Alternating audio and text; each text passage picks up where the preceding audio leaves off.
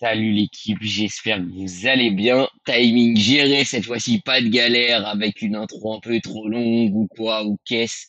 On est opérationnel. Et ça fait plaisir. Mon cher Isaac, comment tu vas?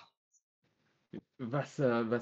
Je t'avoue que j'ai pas dormi à cause du match 1 de la Coupe Stanley. Ouais. Mais Oh. ça va, on est là. Il y a Roland Garros actuellement, le mois de juin, même s'il pleut. Mais ça, c'est Ouais, parce tu que connais. Le PSG a gagné la LDC. C'est normal qu'il pleuve. C'est normal. C'est totalement logique. C'est pas normal. C'est pas normal. C'est, si, c'est logique, ma gueule. C'est logique, c'est toi, tu veux juste pas l'entendre. C'était normal que le PSG la remporte. Je te l'avais dit, mon frère. Ça aurait dû être le Barça, mais bon. L'Inter, et en plus, ils veulent nous piquer 2 ans. Mais on en reparlera plus tard. On est là pour Ma parler gueule. des finales NBA. C'est ça, ma gueule. C'est inédit ce qui se passe quand même. On va avoir à la fin de cette série une équipe qui va remporter sa première bannière, tout simplement. Exactement. Et ça, c'est fou. Exactement. Ça, c'est de la folie. Parce que ouais, on veut nous faire croire, nanani, Seattle, nanana. C'est pas Oklahoma! Arrêtez ça! C'est pas Oklahoma, les deux franchises ont leur histoire différente. Je veux dire, ok, il y a KD en point commun, mais je veux dire, C'est il y a eu ça. Mark Westbrook, il y a eu Shai, t'as eu Gary Payton Oui, pour les 90s. C'est une vibe complètement différente. Et moi, je le dis. D'ailleurs, si Seattle doit revenir, OKC doit rester tel quel. On ne doit pas redéplacer la franchise. c'est vrai, c'est vrai. Pour moi, c'est ça, hein. Parce que si tu redéplaces la franchise, en fait, tu redétruis un peu tout ça aussi. Enfin, tu viens créer des choses pour ensuite les recasser. Non, ça serait, en plus de la part d'Adam Pas Silver, logique. ça serait pas logique. Au vu Ça serait pas logique. de tous les moves qu'il fait, etc. Moi, j'y crois pas. J'y Moi, crois j'y pas à cette crois. possibilité. Honnêtement, j'y Mais crois de, pas. ouais. Mais de toute façon, on en reparlera dans un an. Parce que c'est dans un an que normalement, il devrait avoir les deux nouvelles franchises, l'expansion draft. Mais on n'en est pas encore là. On est à 5 6 heures, 5 6 7 heures du C'est premier ça, match c'est ça, c'est à ça. Oklahoma. Il y a beaucoup de choses dont on va parler aujourd'hui si vous me voyez sur mon téléphone. C'est parce qu'en même temps, il y a Roland Garros.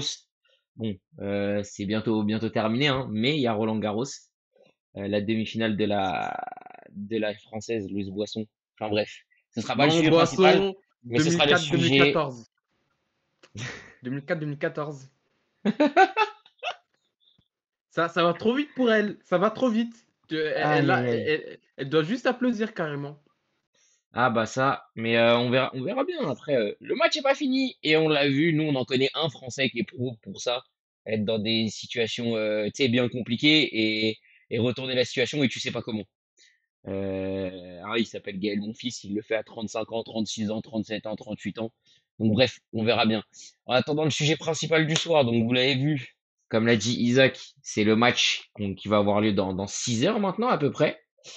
Et en parallèle, on aura un sujet secondaire qui aura lieu en fin de live, juste avant que le match ne démarre, pour parler du France-Espagne. Et là, il y a actuellement 2 balles de match pour Coco Gauff. Voilà. Du Ah. coup, par quoi est-ce que tu souhaites qu'on commence? Parce que on a quand même certaines choses. Ce sera pas extrêmement long, mais on a quand même un bon nombre de choses à dire par rapport à ce Thunder Pacers qui nous attend. Bah, on va faire l'historique un peu des deux équipes, notamment en finale de conférence, qui ont été vraiment très courtes, hein. On va pas Oui, se le cacher. Le Pacers Knicks 4-2, qui a d'ailleurs mené, je pense qu'on va en parler un petit peu quand même juste avant, de l'éviction de Tom Thibodeau chez les Knicks. Pour moi, euh, il aurait dû être viré déjà l'année dernière. oui, Mais je pense qu'il ne méritait pas de se faire virer cette année. Surtout que tu sors les champions au titre suite à différentes désastres. On va pas se le cacher. Tu sors les Pistons et tu vas en finale de conf, la première depuis les années 2000. Donc ça reste quand même beaucoup pour une franchise qui a connu une longue traversée du désert. Mais je comprends que les Knicks veulent construire quelque chose de nouveau et beaucoup plus logique, notamment bien sûr. offensivement. Ou franchement, j'ai pas été séduit par ces Knicks, hein. Gagner des matchs à moins de 100 points en 2025 en playoff, c'est bien sympa pour le hustle, mais Ah bah, c'est clair. c'est pas très sexy. Je te rajoute juste que Kokogo vient de se qualifier. Voilà, donc c'est terminé Voilà, au revoir, merci, faut juste applaudir, ça allait pour le trop vite. rêve. Bah, elle a fait le match qu'il fallait, hein. Elle savait, Coco, que si elle commençait à jouer doucement, elle allait perdre ce match. Donc, elle a décidé de jouer rapidement. Et on sait qu'en plus, Loïs, c'est pas quelqu'un qui rentre vite dans ses matchs. On l'avait vu notamment contre Oui, Andreva, on l'avait vu contre Pegula, où justement, elle remporte en 3-7 en ayant perdu la première manche, même contre Jacquemot. C'est une joueuse, si tu lui laisses du temps, elle va jouer son jeu. Donc Coco a très bien joué, malheureusement pour Loïs. Mais en tout cas, on a quand même assisté à un très beau tournoi de la part de la Française. Donc on peut que nous aussi s'asseoir et applaudir la performance. Euh, mais bon, je pense que de toute façon le tournoi est dans la poche de Sabalenka depuis le début. On verra bien ce que Coco Gauff va faire justement contre la numéro 1 mondiale. Et du coup, on peut reprendre tranquillement sur le sujet. Donc tu as fait l'historique par rapport aux Pacers face aux Knicks. On a eu une finale de conférence encore plus expéditive de l'autre côté. oui. D'ailleurs, face à l'aile, je vais rajouter quelque chose. Ce qui a fait la différence chez Indiana quand même, c'est l'attaque ultra efficace.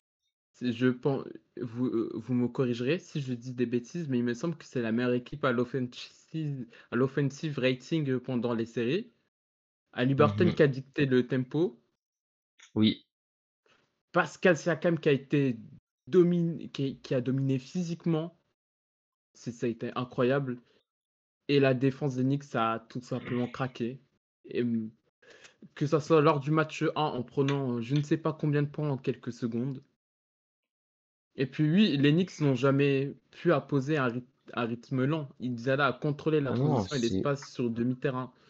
Et pour ce qui est de la série euh, qui a fini en 5, c'est ça, 4-1 pour OKC against Minnesota Timberwolves. Ce qui a fait ouais, la différence, c'est Shai qui a porté ses couilles, hein, tout simplement. oui, La défense de fer de Casey qui a neutralisé Anthony Edwards aussi que Rudy Gobert. Ça, c'est un gros shout-out à Chet Holmgren avec du spacing en attaque et de la mobilité en défense. Et la exactement. rotation de Casey qui a utilisé 10-11 joueurs de manière efficace pendant que les Wolves étaient cramés dès le début, tout Non, mais c'est simplement. ça. La pression défensive constante qui a combiné à un bon actif et une meilleure gestion des temps Exact, forts. exactement. Merci déjà à Gaëtan pour l'abonnement Prime, hein. On l'a vu tomber entre des explications d'Isaac. Moi, pour rebondir, en fait, d'un côté, genre, j'ai pas l'impression qu'on a assisté en fait, dans un sens, j'ai envie de dire, on a assisté aux deux mêmes finales de conf. Et d'un autre côté, non. Euh, je sais pas ce que t'en penses, mais j'avais le sentiment que les Pacers, parfois, en jouant en tongue.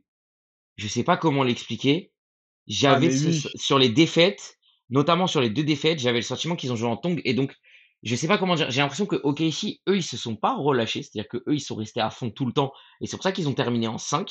Et le seul match où ils jouent en tongue, bah, ils le perdent et ils le perdent violemment, hein.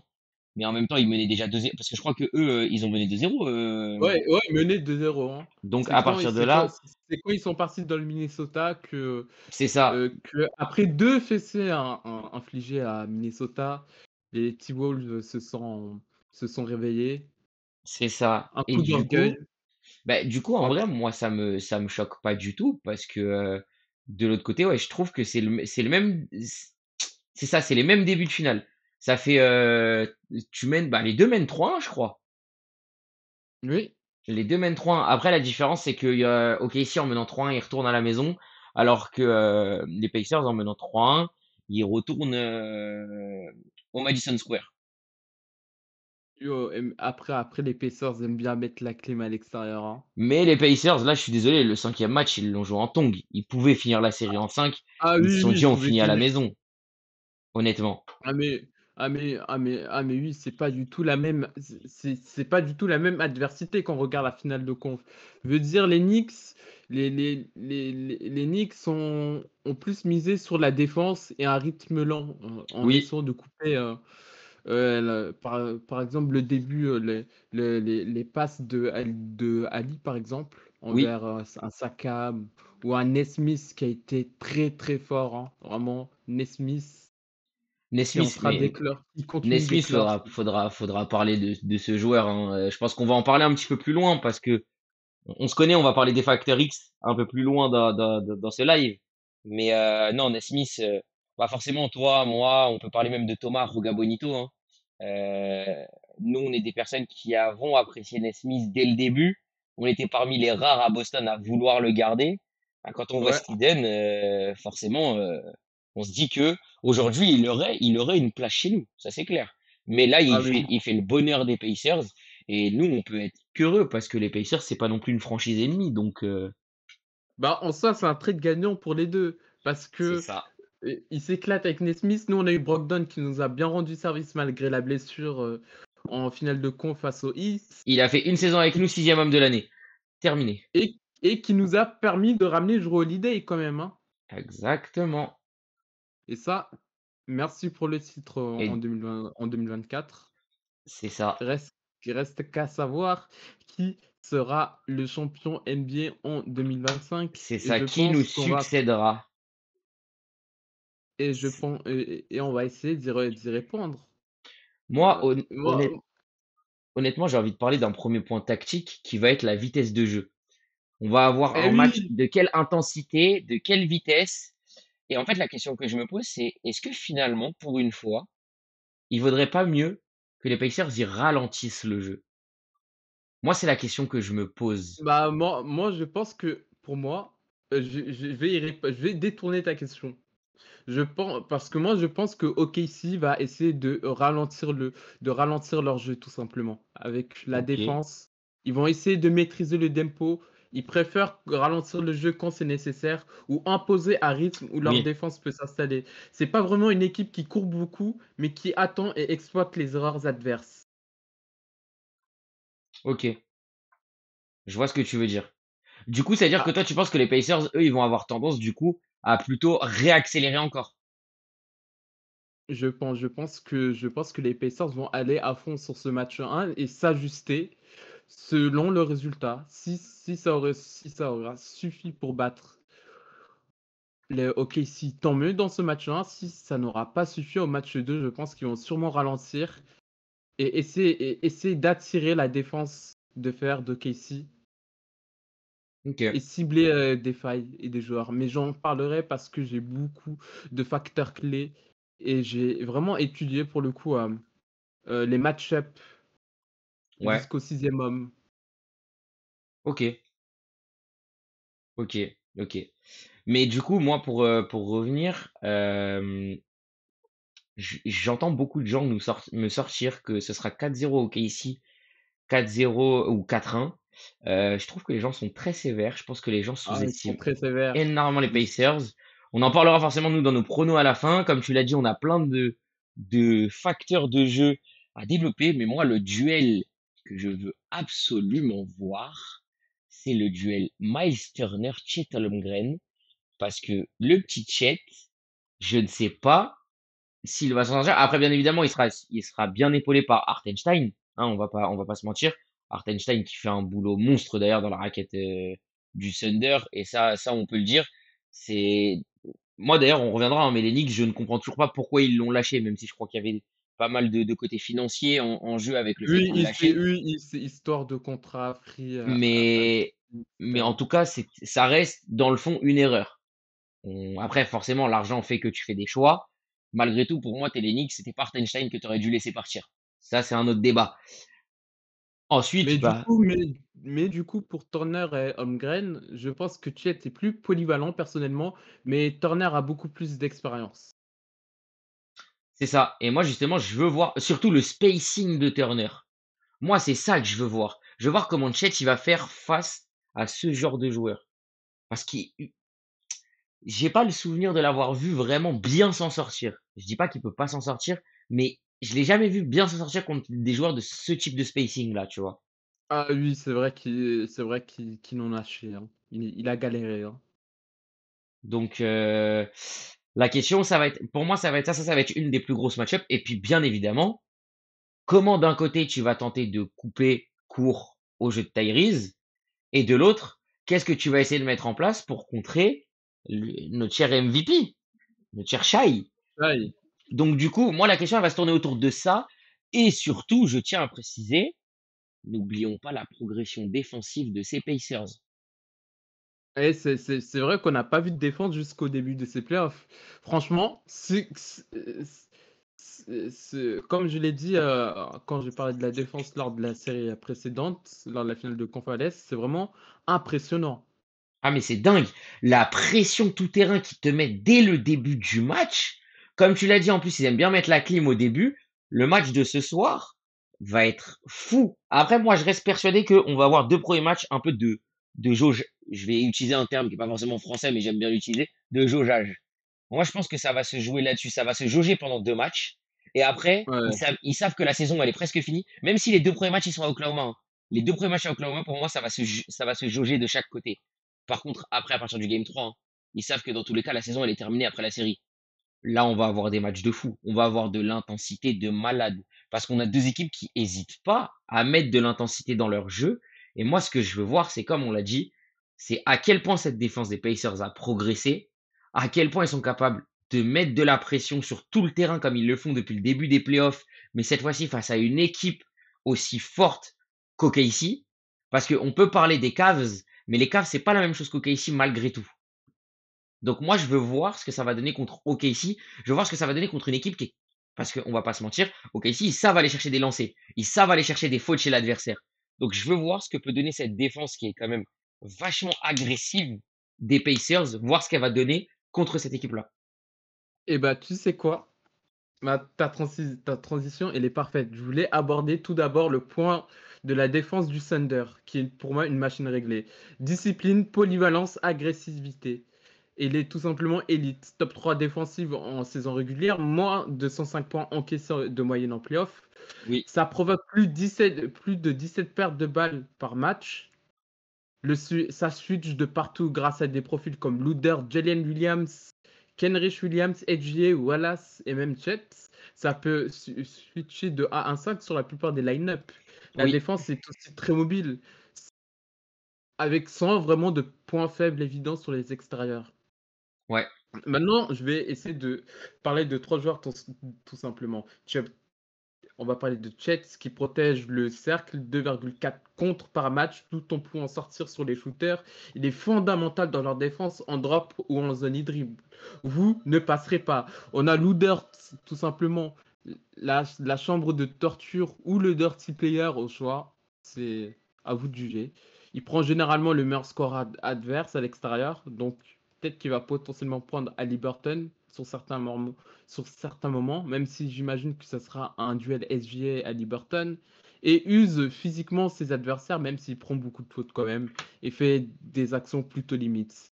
Et je voudrais qu'on parle quand même de la défense de Shai. Je le trouve sous-estimé parce oui, qu'il est long, intelligent, il coupe bien les lignes de passe et c'est quand même plus de 2 interceptions par match en playoff. Donc pour résumer, la défense de Casey, c'est une zone qui est étagée parfois, beaucoup de switch, de pression sur le porteur du ballon dès la remontée. Quant aux Indiana Pacers, j'ai retenu 3 mots: effort, vitesse, malgré quelques trous structurels qui se sont fermés en playoff. La philosophie, on compense par l'attaque, tout simplement. mhm. Et on l'a vu de moins en moins, c'est vrai, en playoff. Mais est-ce que Rick va prendre le risque de privilégier la transition et la fluidité offensive? C'est la question que je me pose. Maintenant, on va aussi un peu parler de Mike Turner. Ses 2 contres par match mobile est bon contre les pick and roll. Même s'il se retrouve isolé car les extérieurs laissent passer des pénétrations parfois. C'est vrai. Je pense que ce problème va être réglé. On a des points d'interrogation sur les ailes. Mathurin, Nesmith, Siakam sont volontaires mais parfois dépassés par les shooters rapides ou les joueurs d'isolation. Jalen Brunson, par exemple. Oui, Et qu'est-ce que tu penses de la défense d'Ali Burton? Pour moi, il a un gros QI, mais ça manque quand même de volume physique. Et c'est pour ça qu'il brille aussi offensivement. Il va pour trop moi c'est un vite. flemmard. Non, c'est un flemmard. Ah, mais justement, on va être plus carrément. violent que ça. Mais c'est un flemmard, mais pas dans le sens juste il a la flemme. Parce que derrière, c'est ce qui lui permet d'être aussi bon. S'il était pas flemmard comme ça défensivement. Parce qu'après, quand il faut défendre, quand il est sur des fins de match, je suis désolé, hein, mais il lâche rarement son défenseur, hein. Sur pick and roll, il essaye de suivre, et puis s'il faut que ça switch, il switchera. Et il prendra l'adversaire qui était sur Turner ou autre. C'est juste en fait, je dis flemmard parce que c'est un mec qui va sélectionner ses défenses. Il va Ouais, ok. sélectionner ses défenses. Il va sélectionner Yes. les phases de jeu où justement il va défendre. C'est-à-dire que tant qu'il va sentir qu'il a pas besoin de défendre, que ça causera pas de problème à l'équipe, il défendra pas. Il en aura pas besoin. Yes. Par contre, Ouais. s'il sent que l'équipe, elle a besoin qu'il soit à 100% défensivement, il va défendre. Et c'est là où je trouve qu'il a progressé par rapport aux années précédentes. Parce que les années précédentes, c'était beaucoup plus haché, beaucoup plus aléatoire. Là, tu sens malgré tout, comme tu l'as dit, il y a vraiment son QI qui a commencé à rentrer en jeu. À la base, son QI était vraiment très offensif, son QI basket. Aujourd'hui, il a développé son QI basket à tel point que maintenant, il sait sélectionner globalement. Ça lui arrive de faire des erreurs comme littéralement tous les joueurs, hein, et c'est normal. Mais il sait sélectionner globalement sur un Oui. match les moments où il doit défendre et les moments où il n'a pas besoin de défendre. Je prends son game 5, je suis désolé. Ah, mais Son oui. game 5, déjà qu'offensivement, il est venu en tongs, mais défensivement, c'était plus les tongs. Il avait sorti la serviette, il avait mis le parasol, il s'était allongé. Peut-être que Cancun lui manquait, hein, on sait pas. En tout cas, voilà. Donc c'est pour ça que j'attends de voir. Maintenant, moi, c'est vrai que en parallèle de ça, avant que je te relaisse un peu parler plus, encore plus sur certains points tactiques que tu vas encore développer, moi, il y a aussi le duel des meneurs. Alors, c'est pas Shai est meneur à moitié, mais le duel Shai Tyrese. Ils seront pas forcément en 1 contre 1, on le sait, c'est quasiment sûr. Par contre, moi, je veux voir ce que chacun va pouvoir apporter à son équipe et aussi, notamment, je pense que le gros facteur, même si c'est un facteur évident, le gros facteur Siakam dans la raquette du Thunder face à Chet, face à Hartenstein, je ne sais pas comment ils vont le défendre. Je sais qu'ils peuvent le défendre, mais comment ils vont réussir à véritablement le défendre?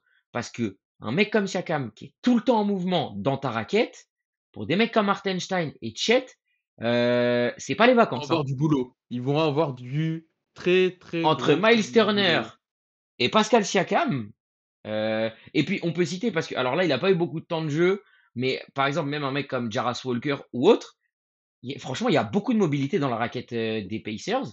J'attends de voir ce que ça va donner niveau défensif dans la raquette côté Thunder. Je pense que il y aura je pense que Chet va clairement se faire aider, à la raquette. Je ne sais pas, bah, on va peut-être voir des, line-up, Chet, à Hartenstein, par exemple. Oui, Après, le risque, c'est de se faire punir sur les lignes à 3 points, donc il va falloir être très, très rapide sur les switches. surtout que la chance des Pacers pour moi sur cette finale, c'est que s'ils gardent leur efficacité à 3 points, ils peuvent rêver de titre tous les jours. Oh mais oui, mais en même temps, non mais 70, est-ce qu'on se rend compte de la dinguerie que c'est quand Mais même? moi, je dis 70. Nesmith, je crois qu'on se rend pas compte parce que l'élément phare de la réussite à 3 points des Pacers, Je c'est regarde le Nesmith. truc.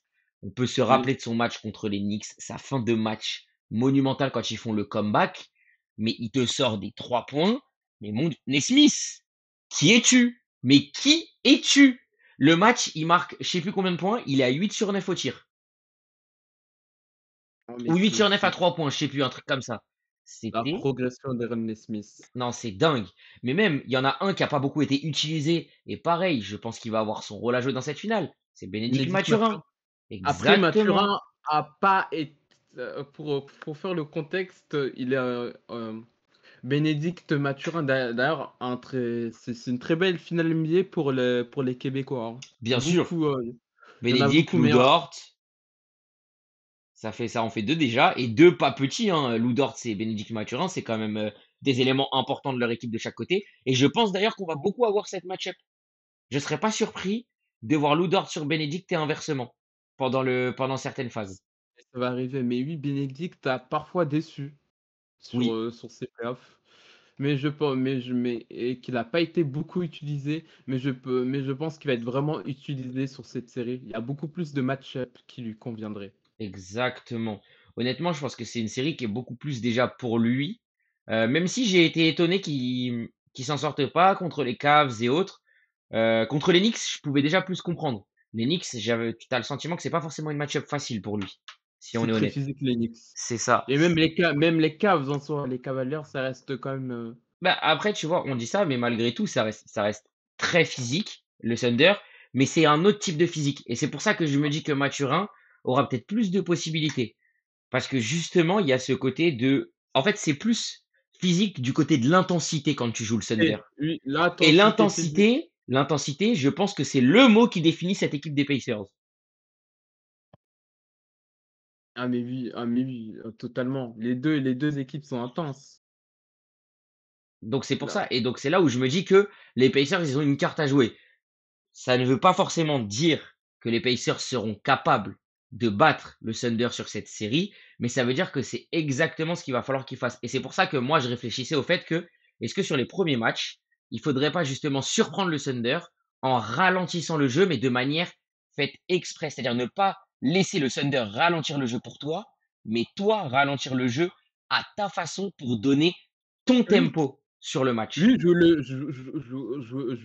le jeu et donner et tu essaies de rentrer ton tempo dès le début du match. C'est ça. Et pas Même forcément, si moi j'ai envie de te dire, c'est pas forcément le tempo rapide qu'on voit, parce qu'on sait que même dans du jeu placé sur demi-terrain, avec un meneur comme Tyrese Haliburton, tu as largement les armes quand tu vois tous les joueurs qu'il y a, TJ McConnell, Shepard, Nembhard, Turner, Siakam, Bénédicte Mathurin, honnêtement, Nesmith, honnêtement, sur demi-terrain, tu as largement les armes pour pouvoir imposer un tempo beaucoup plus lent que la normalité du côté des Pacers. McConnell d'ailleurs qui est très fort en défense sur l'âme, vu qu'on parlait de défense juste avant. Je Oui, l'attends sur ça. Même s'il reste friable, défense sur l'âme, c'est quand même son domaine, hein. exactement. Est-ce que tu veux aborder un autre point tactique encore? Mmh mh. Un dernier petit point tactique là qui te semble assez important sur cette finale? Sur cette finale, moi, je est-ce que moi, je vais quand même parler du style une dernière fois, Ok. quand même, enfin des Pacers vu que j'avais pas c'est surtout les transitions. OKC beaucoup en transition avec des mauvaises passes, des tirs tirés, c'est un risque majeur. D'où le fait d'où ton avis Matt de ralentir le jeu. Je trouve Mhm. que c'est important parce que Indiana court beaucoup, mais recule mal. Oui. Donc est-ce qu'il faudrait continuer à faire des drop coverage, une défense en ligne arrière centrée autour de Turner et anticiper les trous qui risquent d'y avoir malgré, le nombre suite aux prises de risques offensives? C'est une question que je me pose. Ouais, je me pose un peu la même question. On verra justement ce que ça va donner. Parce que honnêtement, oui, c'est ça. C'est comme tu l'as si bien dit, si tu laisses la possibilité à OKC de jouer en transition, ils vont te tuer. Mais d'un autre côté, c'est la même chose. Si OKC laisse la possibilité à Indiana de jouer en transition, Indiana va les tuer. En fait, c'est quand même dingue de dire que malgré les apparences, il y a beaucoup de similitudes entre les deux équipes. Comme, je vais reciter le nom de l'article de Trash Talk: «Les opposés s'attirent», tout simplement. Mm. Et c'est vrai que c'est deux styles totalement opposés, un par la défense, un par l'attaque, mais qui du coup ont un point commun, aimer jouer en transition. Oui, les transitions et l'intensité. C'est ça. Et franchement, c'est dingue parce que on a d'un côté une opposition de style totale, en vrai, mais de l'autre côté, on a un match qui va se jouer sur exactement les mêmes points des deux côtés. D'ailleurs, je tiens à dire, heu, si vous voulez dormir pour l'NBA pour, ces finales NBA, dormez, mais réveillez-vous au 4e quart-temps. À minima. Ou alors après, sinon, ça veut dire que vous avez intérêt à être solide, à couper vos notifs et à être sûr de pouvoir regarder le replay sans être spoilé par les notifs. C'est tout ce que je peux Parce vous conseiller, moi. que parce que ce sont des équipes de run du coup, hein, vu que ils enchaînent les transitions. C'est Ça peut ça. très vite passer d'un +20 à un +2 en l'espace de 5 minutes, hein. Et puis même, des fois, tu peux passer d'un plus 20 d'un côté, 15 minutes plus tard, il y a plus 20 de l'autre, et puis 10 minutes après, c'est de nouveau égalité. Et tu sais pas comment c'est possible, mais c'est ce qui s'est passé. Et le lendemain, quand toi, t'as pas vu le match, que tu vois juste le score final, tu te dis, oh, c'était un match serré. Puis tu regardes le replay et tu fais, ah non, c'était un match de run, tu vois. Eh ouais. Mm. Donc, honnêtement, il y a beaucoup. Là, je vois que Broman, je sais pas s'il est encore là. Moi, j'aimerais bien son avis aussi sur comment lui, il se sent. Parce que déjà, tout à l'heure, il m'a envoyé un message privé. Il m'a posé la question. Il m'a dit, mais comment tu fais pour gérer la pression? Comment t'as fait pour gérer la pression de deux finales? Là, ça a même pas encore commencé que je suis déjà à la limite de mourir. Après, moi, Alors, quoi? je lui ai répondu, tu sais ce que je lui ai répondu? Je Mm. lui ai dit, après, moi, d'un côté, honnêtement, je me disais pas de pression, hein. Je savais que peu importe le résultat, la saison, elle était finie derrière. Et qu'est-ce que tu veux faire? T'attends le Moi, résultat et tu moi, regardes. moi, je le dis personnellement, moi, je savais qu'on allait fracasser le Mavericks. J'avais aucune pression. Et Je me les suis dit, Warriors? nos deux hops, Denver éliminé, Minnesota éliminé, la meilleure match-up pour nous, c'était les Mavericks. Oui, Pour mais moi, on par était contre, champion NBA. et 2022, tu l'as vécu comment la pression? Hein? 2022, 2022, moi, j'étais pas aussi confiant que ça. Honnêtement, je me suis dit, je ne comprends pas pourquoi ils nous mettent favoris alors que tu as une Ah équipe mais expérimentée avec un mec avec un malade mental qui veut chercher un MVP des finales et qui l'a eu. je dirais pas que j'avais aucune confiance, mais 2022, j'étais confiant, normal, après ce qu'on venait de faire. Après la remontada depuis janvier 2022, logique d'être confiant. Mais d'un autre côté, j'étais plus en mode attention, tranquille, on prend du temps, on attend, tu vois. Mais c'est pour ça, donc honnêtement, non, c'est vrai que j'ai jamais vécu les finales avec de la pression en tant que supporter. Parce qu'en même temps, je me dis aussi, c'est les gars qui vont jouer, hein. C'est pas nous qui allons subir la pression. Enfin, nous, on va pas pouvoir faire grand chose, tu vois. À la différence du foot où je sais pas, j'ai l'impression qu'en tant que supporter, t'as plus de pression. Je sais pas comment expliquer, tu vois. Genre, Moi, au basket, les finales NBA que j'ai vécues, les deux, c'était sans pression, c'était tranquille. ouais, j'avoue. Après on a plus de gens qui regardent le foot en France aussi, tu vois. Ça Genre, peut je vais jouer dire, aussi. genre, tu vois, je vais revenir avec la LDC, mais je veux dire, le PSG a gagné. Ma petite sœur a fait que de me vanner. Mais C'est mérité. mes potes se sont foutus de ma gueule. Mon prof de musique m'a offert un maillot du PSG. Oh, le GOAT. Je l'ai donné à ma petite sœur va te faire foutre. Voilà, je l'ai dit, je l'ai répondu totalement ça. Va te faire foutre. Logique. En vrai, réponse logique de ta part, hein. Qu'est-ce que tu veux que je Réponse, te dise? réponse Je suis pas logique. surpris. Je suis vraiment pas surpris, ma gueule. C'est tellement mercurochromesque comme réponse. Donc, écoute, Mais oui, mais oui, c'est surtout ça. Je veux dire, un fan des Pacers qui vit à Indianapolis aux États-Unis, il ressent la même pression c'est ça. comme si Bordeaux jouait son maintien, ou comme si Va te faire enculer. on Ça allait te va comme encore chose réponse? que. Ça te va comme réponse? Merci.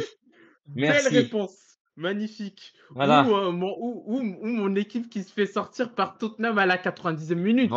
Mais Voilà. bon, Voilà. non, mais C'est j'allais mieux. répondre de manière honnête. J'ai pris les pires exemples. Après, moi, la Re- question que je me reste- pose, c'est est-ce qu'il n'y a pas aussi le côté que pour beaucoup de fans, c'est les premières finales NBA qu'ils vont vivre? Notamment ce qui s'est passé avec avec le PSG là. Tu vois, je pense à Breman, il vient quand même de vivre euh, deux, deux fois, il va vivre des premières finales par rapport aux équipes qu'il supporte.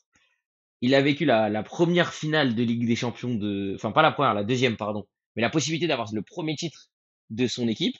Il a eu le premier titre de son équipe, du coup, avec le PSG. Moi, je me dis, c'est phénoménal. Enfin, tu vois, je me mets à la place de Breman, je me dis, lui qui le vive avec stress et pression, c'est logique. Il vient de vivre la finale de Ligue des Champions. Possibilité d'avoir le premier titre. Et là, maintenant, il vit la finale NBA, possibilité d'avoir le premier titre de sa franchise. Je pense que ça doit jouer aussi. Ça doit forcément jouer le fait de se dire que ton équipe a depuis longtemps la possibilité soit de remporter son premier titre de l'histoire, soit tout simplement de remporter un titre, hein, depuis longtemps, parce que ça peut arriver aussi. Et je pense que ça joue dans la vie d'un supporter de savoir que ton équipe, bah, c'est sa première chance de remporter le titre. Et que c'est peut-être pour ça aussi que tu as plus de pression. T'es supporter de Boston, tu as une franchise qui a déjà gagné des titres.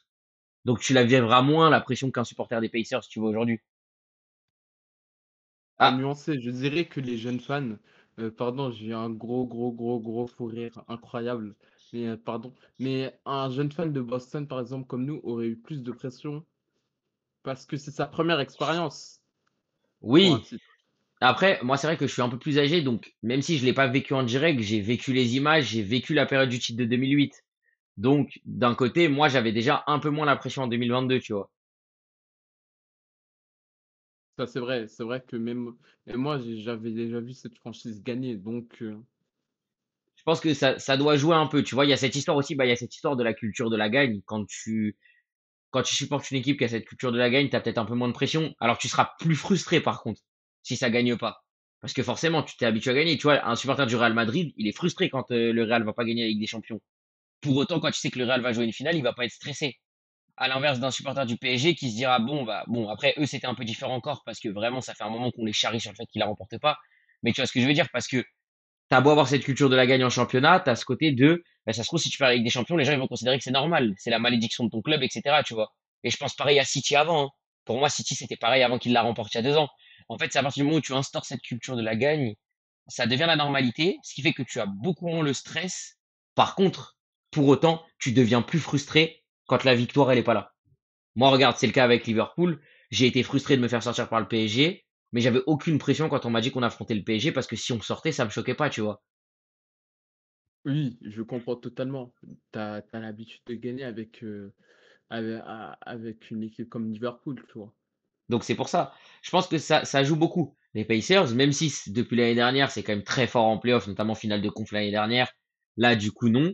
Honnêtement, je pense que ça joue aussi. C'est pour ça qu'ils sont un peu plus, entre guillemets, ils sont un peu plus sur la défensive, ils ont un peu plus peur, ils sont un peu plus stressés, les fans. Je pense que il y a tout ça qui doit rentrer en compte, je pense. Oui, totalement. Bon, allez, on va peut-être passer au facteur X de cette finale. Est-ce qu'on en donne un de chaque côté? Est-ce qu'on en donne un seul tout court sur la finale? Qu'est-ce que tu souhaites faire? Moi, j'allais développer plusieurs pour moi, toute l'équipe est un facteur. Veut dire du bon à la rotation au starter. Mais commence.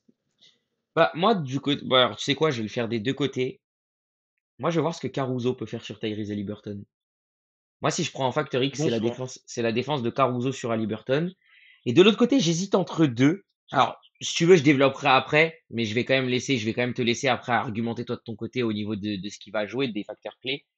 De l'autre côté, on en a déjà beaucoup parlé, du coup, je vais peut-être pas le donner en facteur X parce que pour moi, ça serait un peu trop évident, c'est-à-dire la série de Bénédicte Mathurin. Du coup, je pense que je vais plus prendre, comme tu l'as dit, parce qu'on en a rapidement parlé, mais pour moi, c'est ce qui va jouer. Et en vrai, tu as parlé toi de TJ McConnell. Moi, je vais voir Nembhard. Moi, je veux voir ce que Nembhard va pouvoir apporter défensivement sur cette série. Encore une fois, c'est bête, hein, mais mes deux facteurs X vont se jouer surtout sur le côté défensif. Parce que Nembhard, on connaît son apport offensif. Caruso, on sait que si tu lui donnes le ballon correctement, il peut scorer. Donc, moi, le vrai sujet, ça va être la défense de Caruso sur Tyrese Haliburton et la potentielle défense de Nembhard sur Shai. Globalement, je veux voir ces deux mecs-là défendre sur les franchise players adverses. Et je veux voir, ça va être pour moi les facteurs clés, notamment défensifs de chaque équipe. Alors moi, je t'avoue que je vais faire un petit focus sur quelques joueurs. Donc je vais faire 2 facteurs et je vais un peu tricher. Pardon, Vas-y. population. Mais je vais parler tout d'abord de Jalen Williams. Pourquoi lui? Il peut te faire basculer un match sans être la star, tout simplement. Il Oui, peut scorer plus de 20 points, défendre sur plusieurs passes, initier le jeu en absence de SG, notamment sur quelques rotations. Il profite aussi des prises à deux sur Shai pour attaquer en seconde lame.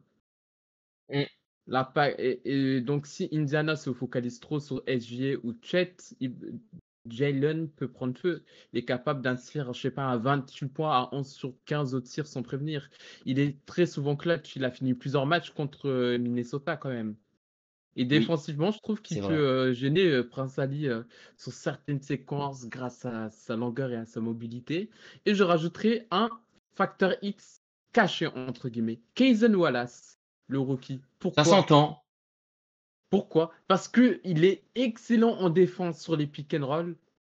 Et si Haliburton galère à Wallace en sortie de banc et à Dort, c'est très très très compliqué. Oui. Maintenant, j'ai vu que tu as parlé de Miles Turner, et tu as raison, je vais te dire pourquoi. Il est souvent discret, mais il fait le lien entre l'attaque et la défense. Il peut punir Chet en post-up ou en spacing à 3 points. En Mhm. défense, s'il tient son aide, Indiana peut rester dans la série. En impact potentiel, je pense qu'il est capable de poser 4 contre plus 20 points sur un bon soir. Il peut faire sortir Chet de la raquette avec son tir extérieur, ouvrir des lignes pour Pascal Siakam et Haliburton, et sa discipline défensive est clé face au drive de SGA. Et mon facteur risque caché, je ne vais pas parler d'un seul joueur, mais de deux joueurs. Pourquoi?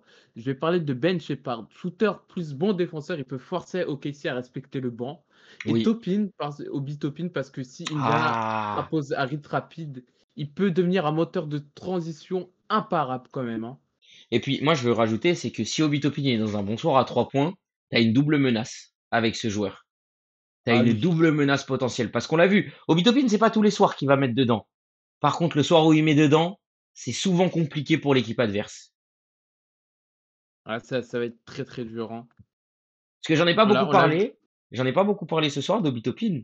Mais sur le début des playoffs, surtout sur le premier tour, parce qu'on l'a un peu, enfin, surtout sur les deux premiers tours, parce qu'on l'a un peu moins vu contre les Knicks. Mais sacré perf, hein. Oh, sacré perf face aux Bucks, hein. Ah, franchement, c'était fort. Je vois, il y a eu la vanne Obi-Wan fait par Bowman dans le chat. Et il dit que pour lui, Obi Toppin va beaucoup perf sur ses finales. Ouais, je pense qu'ils auront besoin de lui. Donc non, je pense que ouais, ouais. Après, voilà. Ce qui est beau, c'est qu'on a quand même des facteurs X assez similaires dans le pourquoi on les a choisis, mais c'est pas les mêmes joueurs. C'est ça qui est Et oui, fort. c'est ça qui est fort. Du coup, Et ça eh montre bah, à quel point comment Paul George a permis à ces deux franchises de bien construire ses effectifs pour les amener en finale en 2025. c'est vrai que cette stat m'a quand même beaucoup fait rire à l'époque et c'est quand même très très drôle. Maintenant, tu vois, il y a des gens, ils sont un peu plus nombreux déjà. Là, je vois qu'il y a 5-6 personnes par moment. Il est l'heure des pronos, avant de parler du France-Espagne. Il est l'heure des pronos, mon cher ami. Les pronos de ces finals. Qu'est-ce que tu attends? Moi, Quel j'attends. est ton score de cette Moi, série? moi, j'ai deux scores. Si OKC le gagne, ça sera en 6. Donc la C'est-à-dire que clim posée à Indiana. je, je pense qu'OKC a envie de montrer que c'est pas seulement une équipe de régulière Ok. et qu'ils peuvent aller encore plus loin et dominer la NBA lors de ces prochaines années. Mais si les Pacers doivent le gagner, c'est en 7 matchs. Donc en fait, Je tu vais, vois chacune des équipes devenir championne en posant la clim à l'extérieur. ouais, je vois, ça va être un vrai combat de chien en fait, hein, ces finales, hein. Je crois on se rend pas compte. Alors oui, oui, les équipes ne sont pas glamour pour les audiences TV. Disney qui doit se chier dessus quand ils ont vu que les Knicks se sont fait éliminer. Mais Mhm. honnêtement, je pense on n'a pas assez parlé du coach Rick Carlisle face aux Pacers, des Pacers, qui a déjà connu cette situation-là face aux Heat, hein, en Oui, 2011, et qui a fait gagner ce bon vieux, notre Dirk Allemand Nowitzki. favorite, ce bon vieux Dirk Nowitzki. Donc il connaît déjà cette situation d'underdog.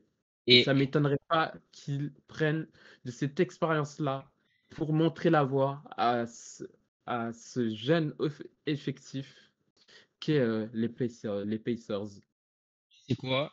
Mon cœur me Alors dit, qu'OKC va être beaucoup plus être académique. mon cœur me dit les Pacers en 6 avec Tyrese Haliburton MVP des finales. Ma raison me dit OKC en 7. Non pas parce que OKC ne peut pas finir le match en 5, Hmm. mais parce que je sens qu'on va avoir dans tous les cas une finale bien plus disputée, parce que c'est souvent le cas. Les finales, elles vont jamais dans le sens auquel on s'attend. L'année dernière, rappelle-toi, beaucoup de gens disaient Dallas, ça va être incroyable, les matchs contre Boston finit en 5. allez, ciao, emballé, c'est pesé. Et on savait même que ça aurait pu finir en 4, mais que ils voulaient absolument finir le travail à la maison, Boston. Bah là, tu vois, je sens l'inverse. Tout le monde annonce une finale gagnée d'avance pour OKC. Je sens une finale, comme tu l'as dit, de chien. Victoire d'OKC en 7 si je suis ma raison, si j'essaie d'être un peu plus raisonnable. Avec Hartenstein MVP des finales. Voilà, et pour mettre un pied de nez à tout le monde, c'est pas SGA qui prend le MVP, c'est là, on est moins dans la raison là. Là, on va se faire voir du côté du Canadien là, et on donne le MVP à Hartenstein. Là, ça y est, fini les blagues. Le commentaire de Bremen me tabasse de rire. Oui, SGA, KFC, BFF, Pacers Pacers in in six. 6. Tu vois, si mon cœur parle, je dirais Pacers in 6. Parce que les Pacers prennent le Pareil, trophée à la maison. si je ne suis pas objectif, j'aurais dit Pacers en 5. Vraiment, j'aurais abusé. Mais Pacers qui pose la clim à Oklahoma. vraiment, et Hotman qui se mange la plus grosse session van du siècle. Non, mais déjà, Hotman, faudra parler de ses tweets désastreux. Il a quand même voulu sortir la stat. Oui, depuis 87, Boston c'est 0 MVP et c'est 3 MVP du côté du Thunder. Bah, jure, 87. Tu peux me parler des 3 années avant 87, s'il te plaît? Tu peux me parler du triplé de Bird, s'il te plaît? Non, parce que vas-y. Et après, d'un autre côté, je peux te dire, ok, et depuis 87, c'est combien de titres? Et même depuis 2009, hein, depuis la création de la franchise. Qui a pris un titre, qui n'a pas pris de titre? Non, Hotman. Hotman.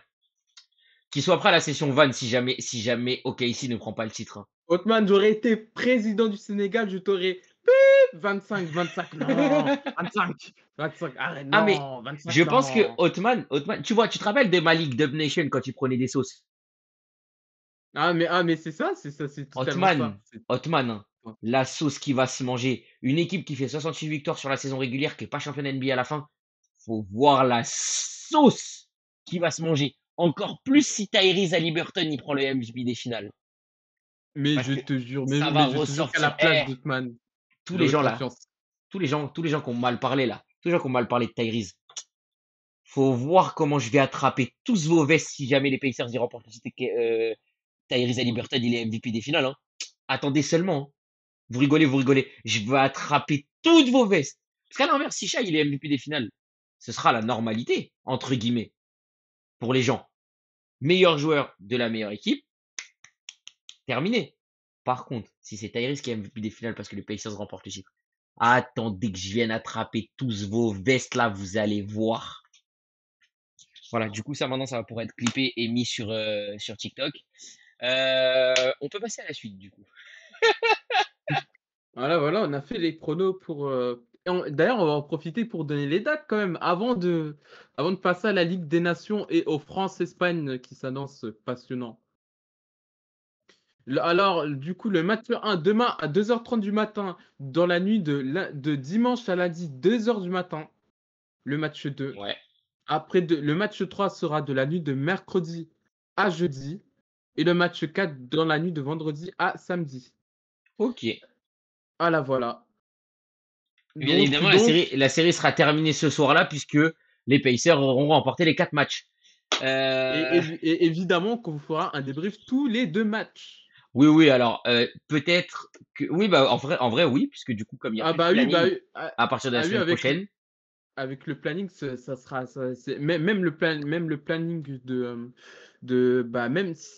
même le stream de dimanche, petite preview là du match 2, on Oui, on pourra pourra débriefer en parler. vif le match 1. Bah, de toute façon, je pense que les gens l'ont vu avec les images, hein. Va y avoir le débrief, foot, donc des 5 grands championnats, potentiellement la Ligue des Nations, puisqu'il y aura la preview de la finale. Il va y avoir le débrief de tout Roland, puisqu'on livera pile entre la finale de Roland et le début de la finale de la Ligue des Nations. Non, honnêtement, le programme va être plutôt tranquille. Après, bien évidemment, pour vous, ce sera la surprise de qui sera en live, comme d'hab, hein, ça vous connaissez maintenant la chanson. Par contre, soyez plus étonnés, normalement, il y aura plus de planning précis à partir de la semaine prochaine. Vous n'aurez plus le petit planning à enregistrer, à garder pour la semaine. Ça va être terminé. Et parce qu'on sera tranquillement sur la période avant les vacances, avant d'enchaîner avec le mois d'août qui sera entre guillemets de mi-juillet à mi-août. Il y aura plus vraiment de stream. Ça va être vraiment notre période de vacances. Si c'est des streams, c'est des streams. Vraiment, ouais, vraiment, moi, je serais en Andalousie, hein. Si vous Ah, me c'est pour parlez de ça. sport, c'est seulement pour m'annoncer que Noah Lang a signé à l'OM, hein. Donc, Sinon, voilà, déjà, on vous le dit là, avant de passer à la Ligue des Nations, entre mi-juillet et mi-août, peut-être que vous aurez un petit live furtif à un moment donné, mais l'objectif, c'est pas de live, c'est repos pour tout le monde, c'est vacances. On revient à la mi-août parce qu'on sait que les championnats auront déjà repris et parce qu'en plus, ça nous permettra de tranquillement vous amener vers le début réel de la saison qui commencera en septembre avec énormément de nouveautés la saison prochaine. Donc voilà, c'est un petit peu tout ce qui va vous attendre. spoiler, semaine prochaine, je lance un stream Football Manager à 3 heures du matin, soyez présents. Voilà, Voilà, c'est après comme. un match, après une finale NBA ou une finale de Stanley Cup, après un match là, soyez pas surpris si ça enchaîne. Du coup, Alors, bah, on va pouvoir passer à notre deuxième sujet. Il nous reste 10-15 minutes tranquilles là. On va pouvoir parler de la preview de ce soir. Les compos sont pas encore tombés, je crois. ah non, il est que 19h50, ça tombe vers 20h. Donc ça tombera d'ici 10-15 minutes. Donc soit on a de la chance et on peut vous les annoncer en fin de live avant de vous dire au revoir, soit bah, vous les découvrirez après le live. Mais ah si, la compo espagnole est tombée. Alors, je te laisse aller la regarder, comme ça tu vas pouvoir nous l'annoncer. Moi, je retiens juste qu'il y a un petit garçon côté espagnol qui a fait un beau coup de com', qui a remis dans sa story le but qui nous a mis en demi-finale de l'Euro, qui fait beaucoup parler de lui. Et d'ailleurs, Konaté a très bien réagi en conférence de presse Très bonne avec sa réponse. Très décla. bonne. Oui, le petit est bon en communication côté Espagne, mais jamais le match de ce soir ne doit remettre en question le dossier Ousmane Dembélé Ballon d'Or, peu importe le résultat. Voilà, je tiens à le dire, le Ballon d'Or doit tomber dans les bras de Monsieur Ousmane Dembélé, parce que si, là, je vais sortir la calache, parce que ouais, on va parler vite fait un peu du Ballon d'Or, parce que c'est une parfaite transition avant d'annoncer le match de ce soir. Je suis Vas-y. désolé, hein, mais Yamal, avec 3 ans de plus, s'il avait 20 ans et qu'il faisait la même saison, personne n'en parlerait comme un top 5 Ballon d'Or. Et encore, là, je suis plutôt gentil. Personne n'en Ah, parlerait comme un top 5 Ballon d'Or. ah oui, oui, oui, oui, oui. On en parle parce qu'il a 17 ans. Le mec, il fait même pas des meilleurs stats que Michael Olise. Voilà. D'ailleurs, Michael Olise, meilleur joueur de la Bundesliga cette saison. Mais Oui, oui, oui, le ça, je mec, suis d'accord. on veut me faire croire quoi que ce soit, mais sur l'année, Yamal en championnat, il a pas dépassé les 10 buts si je me trompe pas, hein. Ouais, attends, je regardais, mais je pas S'il a à dépassé, il est 10. à 11. Mais j'ai regardé des 5 grands championnats, en prenant juste les 5 grands championnats, hein. Je Oui, crois c'est qu'il est, 9 buts même, je crois, hein. il est top 30. Il est même pas top 30, je crois. Il est même pas top 50, je sais plus. En tout cas, il est bien loin par rapport aux autres. Et ça nous compare son dossier à des dossiers comme Dembélé, Salah, Rafinha, même le dossier Pedri, hein. Eh, mais Dembélé, depuis qu'il s'est marié, il est trop fort. C'est ça. Parce que C'est le daron effect. Il faut en parler de ça. tout le monde dit que Dembélé, il s'est réveillé qu'en janvier. Mais moi, je dis que ces gens-là, c'est les plus grands menteurs. Parce que Dembélé, c'est depuis le début de la saison que c'est le Après, moi, meilleur joueur. après, c'est normal parce que DAZN n'avait pas mis son opération au McDonald's. Du coup, personne ne pouvait regarder la Ligue 1. Ils ont découvert que ils l'ont vu que lors de la LDC, c'est pour ça. C'est ça. Donc bon, écoute, après voilà. En tout cas, voilà, ce dossier clos. Pour moi, c'est Ousmane qui doit prendre le ballon d'or. Et pour moi, je vais être objectif. Les gens vont me dire que je suis pas objectif, mais pour moi, des mecs comme Rafinha ou Salah sont plus prétendants au ballon d'or que Yamal si on reste 100% objectif. Yamal, certes, c'est un joueur visuel. C'est un joueur qui procure du plaisir à regarder, mais objectivement, il a pas fait une saison digne du ballon d'or. Tu veux une info? Vas-y. Fabien Ruiz est sur le banc pour l'Espagne. Allez, c'est bon. L'Espagne est dehors. Terminé. La, Fabienne, compu- la, merci pour les la, travaux. la composition, c'est Unai Simons, Pedro Porro, Lenormand, Hussein, Cucurella, Zubimendi, Mourinho, Pedri, Lamine, Nico et l'attaquant de la Sociedad avec un prénom imprononçable, je crois, c'est Oyarzabal. Ah, Mikel Oyarzabal. Oui, Ok. Eh ben, je tiens juste à dire une chose. Fabienne sur le banc, merci pour les travaux. On sent que t'es parisien. Moi, je pense que son cœur est devenu français à Fabien Ruiz. Il ne veut pas jouer ce soir. Voilà. Il veut laisser ah, ses ah, copains je, parisiens aller remporter ce match. Ah, je pense qu'il a vu tout l'amour qu'il a reçu là en espace d'un week-end. Si Yamal joue, Yamal est titulaire La, la et mine est Nico là, Williams la à mine est côté. là. Mais c'est pas La grave. mine, tout va Par bien se contre, passer, vous ce inquiétez qui est pas. frustrant, c'est qu'on n'a pas Koundé. Et ça, c'est un peu plus frustrant. Ouais, c'est-à-dire, ça va. Peut-être un Kaloulou? Je ne sais pas. On verra. Moi, ce que j'attends, c'est Oh, l'animation offensive. Désiré Doué. Le garçon là. Hein? Le garçon là.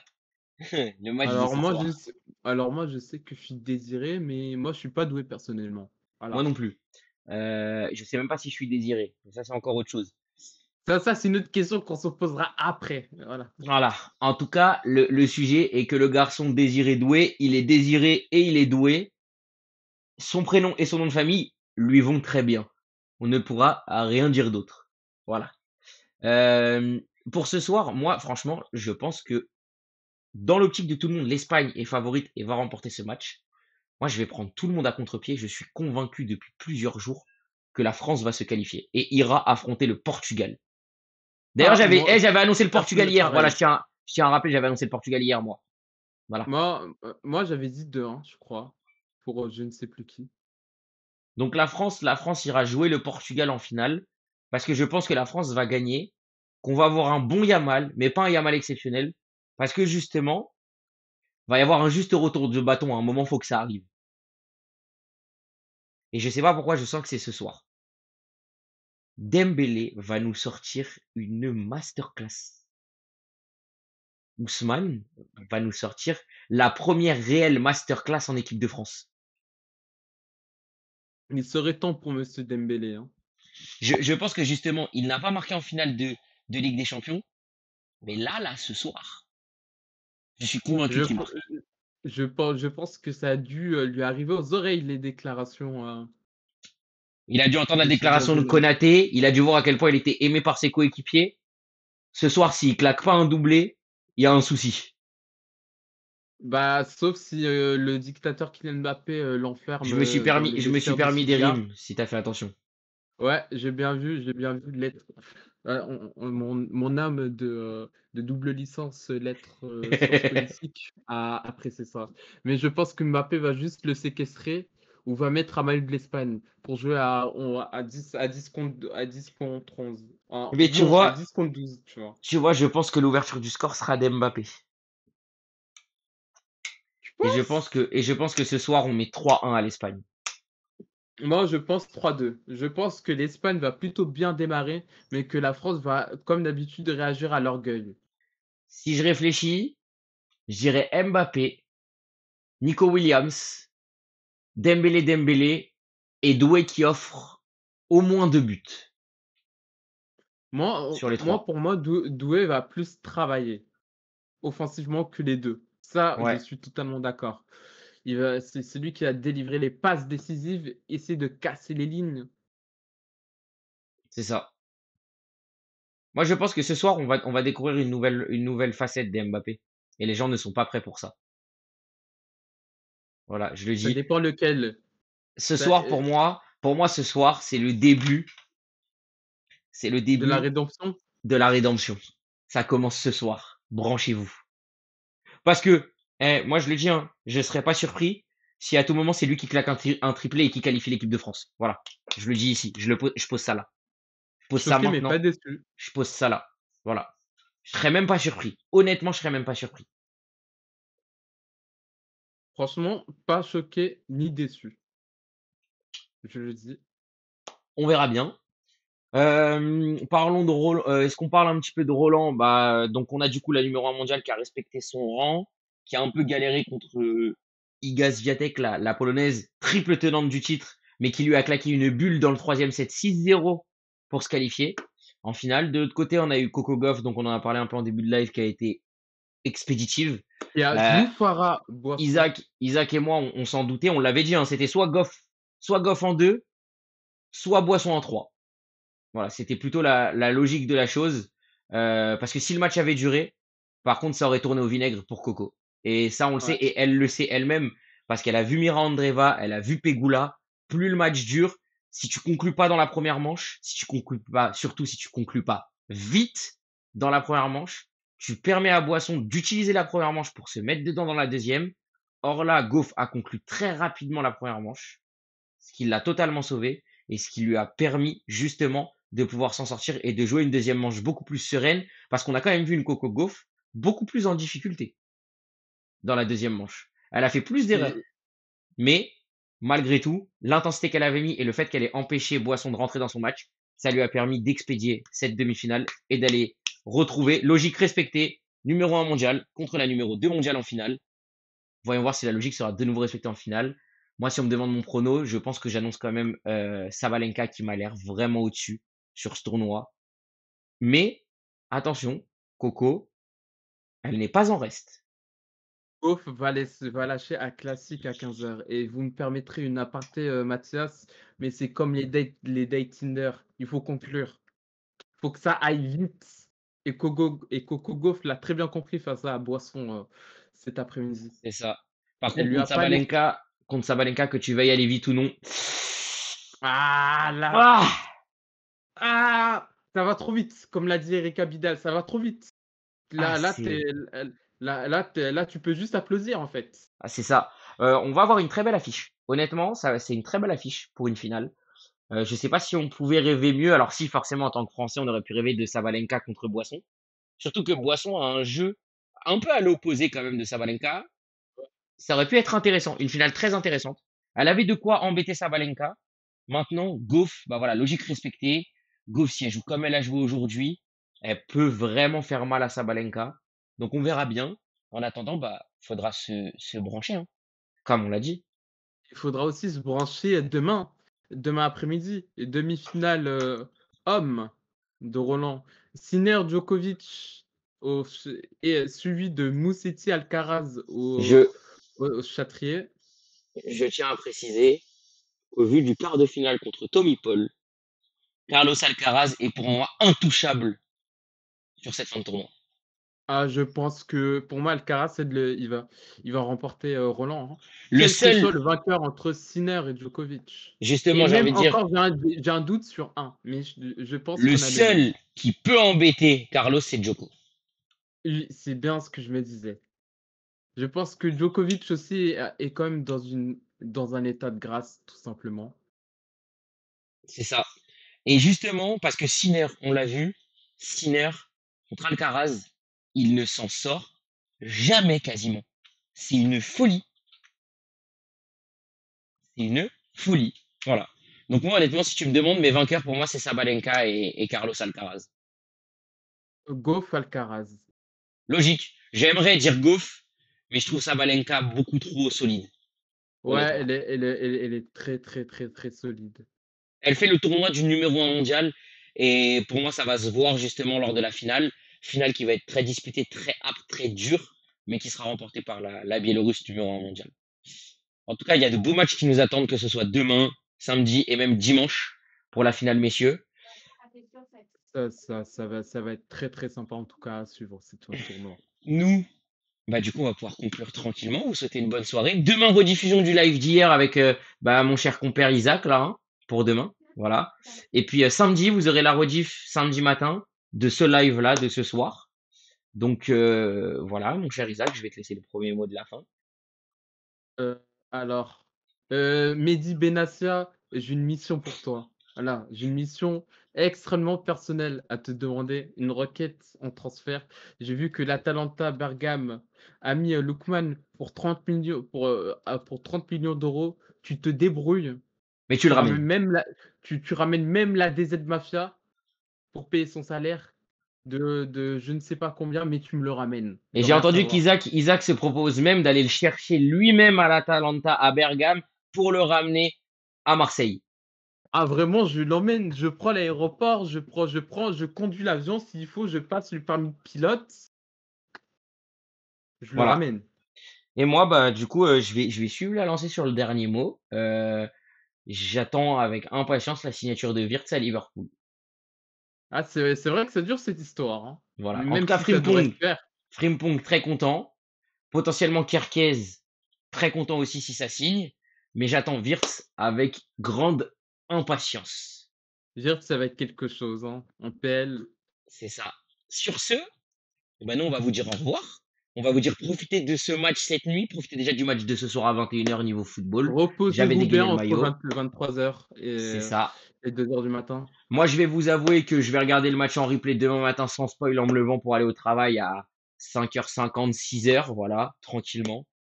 Et Ah puis bah voilà. j'avoue, tu te lèves quand le match se termine en fait. C'est ça. Donc je me mettrai tranquillement le replay pour profiter sans que personne me dérange comme j'ai les notifications coupées la nuit. Et puis bah, je vais aller me poser là, je vais aller manger et me poser devant le match de ce soir de l'équipe de France.